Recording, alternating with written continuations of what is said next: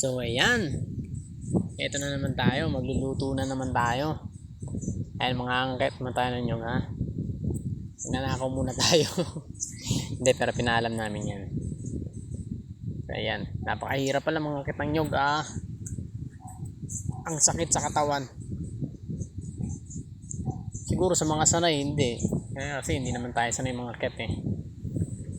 Ayan, parang nakakit eh, isang angket pa lang, hingal na. Kasi yan, tanggalan na natin ng ano yan, ng balat yan.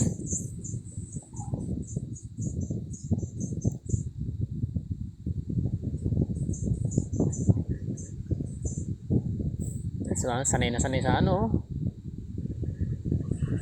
Bakit kasi sanay talaga tayo sa mga ganyan kasi laking probinsya tayo eh. Kaya proud ako na ganun. Kasi at least marami tayong alam, di ba? So ayan, kayo rin na natin para maumpisa na.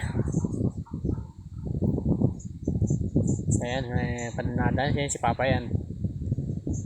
Nag-asikaso din siya ng ano, ng isda, tsaka nung pako na ilalagay natin.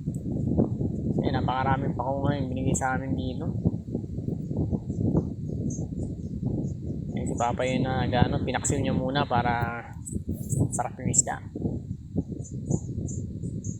Ngayon, tinikman pa natin yung ano, yung gumasarap. Sarap, sariwa. Bagong akyat.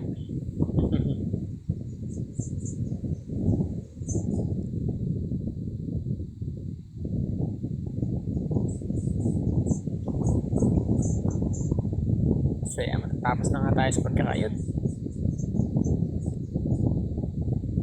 Dalawang bulit yung kinain natin yan para sa pagkata, para magkata. So, ayan, yung pako.